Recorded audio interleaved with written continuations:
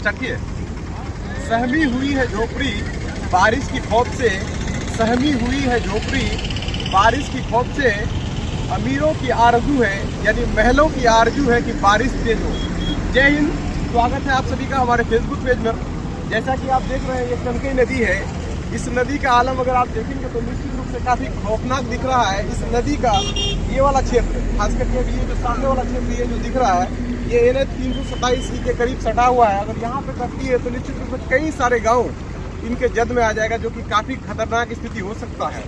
और अभी फिलहाल जो हालत है वर्तमान में इन क्षेत्रों की बात की जाए, खास करके कदमगाछी, काशीबाड़ी, डकेता, ये तो टापू की तरह बन चुका है।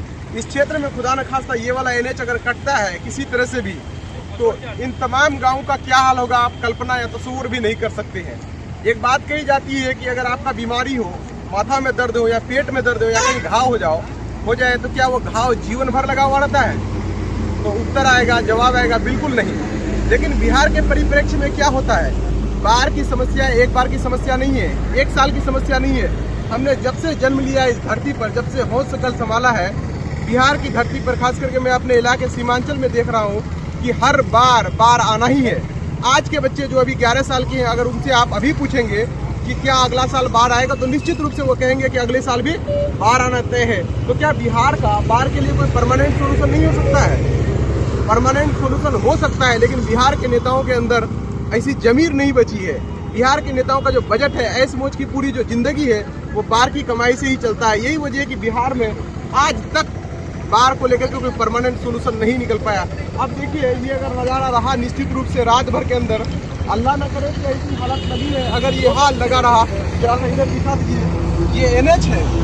NH का जब ये हाल है तो गाँव के बारे में आप तो कल्पना ही नहीं कर सकते हैं गाँव की क्या स्थिति होगी। अगर ये NH किसी तरह से अगर यहाँ पे क्षति हो गया तो यकीन मानिए कई सारे गाँव इसके जद में ऐसे आएंगे कि मानो कि उनका नामो निशान भी मिट जाएगा। तो माननीय मुख्यमंत्री नीतीश कुमार जिसे मैं निवेदन करना चाहूँगा कि आप प्रशासन को भेज करके इन तमाम चीज़ों पर जायजा लीजिए। केवल जायजा नहीं, हर बार आप सिर्फ हवाई यात्रा करके अगर ये सोच लेंगे कि बिहार की बाढ़ की स्थिति ठीक हो जाएगी, तो निश्चित रूप से कभी बिहार बाढ़ से बाहर नहीं आ पाएगा। अगर किसी इंसान का कोई घाव हो जाए तो वो घाव उसका जीवन भर नहीं रहता है। वैसे ही अगर बिहार में बाढ़ आया है तो बिहार में बाढ़ की समस्या जीवन भर नहीं रहनी चाहिए। लेकिन होता क्या है कि बिहार में आज भी बाढ़ की समस्या बनी हुई है। बताइए, आप बताइए कि बिहार में जो आप बाढ़ देख रहे हैं, आज जब से आपको हो सकल हुआ है, कभी आपको लगा है कि बाढ़ नहीं आएगी? हर साल देख रहे हैं, हर साल देख रहे हैं। तो बताइए इससे इलाके में क्या लोगों को आराम होता है? नहीं होता है, लोगों को नहीं होता है। आदमी घर बसाता है, फिर हर साल बाढ़ आकर के उसका गुजार देता है। अभी जो वर्तमान स्थिति है, इसको देख करके आपको क्या लगता है कि इन गाँवों के बारे में आप क्या सोच रहे हैं?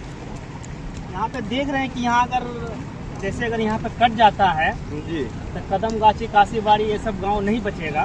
तो यहाँ का प्रशासन से गुजारिश से यहाँ करके ध्यान देना चाहिए। और यहाँ पे खास करके जिस इलाके में अभी हम हैं, इस इलाके में भाई लोग तो बड़ी मुश्किल से कमा करके अपनी रोजी रोटी जिंदगी गुजारते हैं। और बिहार एक ऐसा राज्य है जहाँ पे एक फैक्ट्री तक नहीं है। लोग बाहर जा करके काम करते हैं और अपनी जिंदगी को गुजारते हैं, जैसे तैसे अपना रहने के लिए एक आशियाना बनाते हैं। अगर उस पर भी ये बाढ़ का साया मंडराते रहा तो बताइए लोग कैसे तरक्की कर पाएंगे, लोग अपनी ज़िंदगी को कैसे आगे ये कर पाएंगे। लोगों के अंदर बिहार में बाढ़ एक ऐसी समस्या है जो कि एक विकराल समस्या का रूप लेते जा रहा है। अब बाढ़ को लेकर के एक बच्चा को भी बिहार का पूछ लेंगे तो वो भी कहेंगे कि अगली बार भी बाढ़ आएगा। क्या माननीय मुख्यमंत्री के पास अन्य समस्याओं की तरह इसका कोई परमानेंट सोल्यूशन नहीं हो सकता है?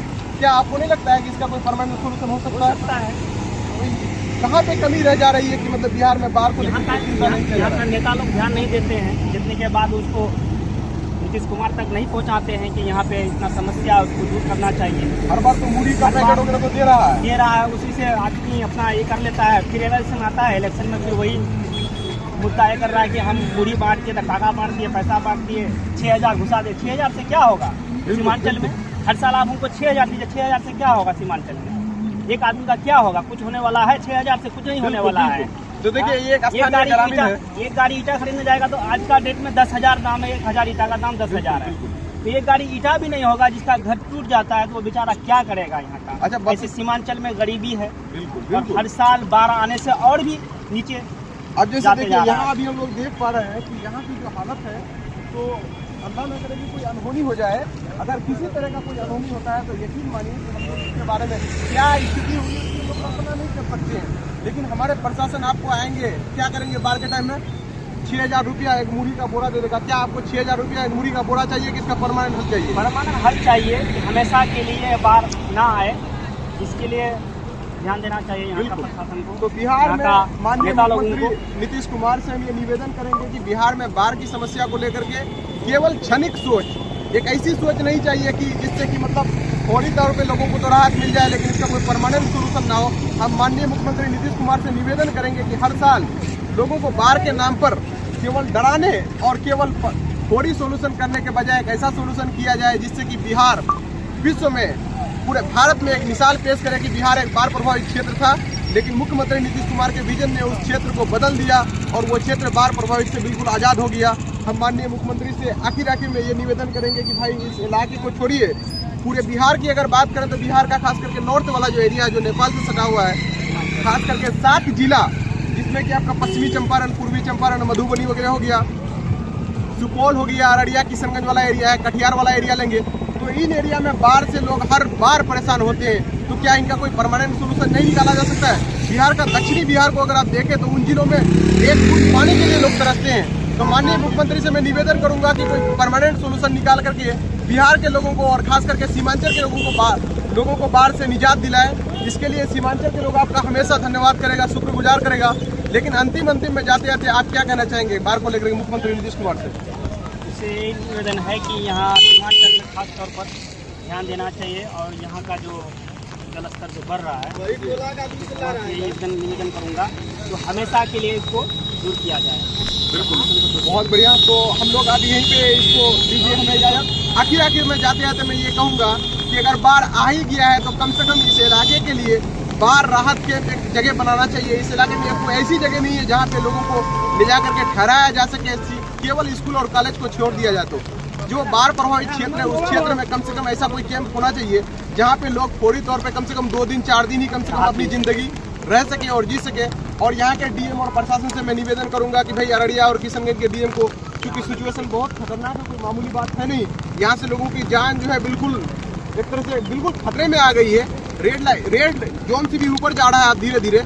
तो मैं निवेदन करूँगा कि इस पर ध्यान दें। इस तरह से हमें दीजिए इजाज़त, आगे और भी हम इस क्षेत्र की समस्याओं को दिखाते रहेंगे। मैं मोहम्मद इश्तियाक आलम इसी के साथ दीजिए इजाज़त। धन्यवाद।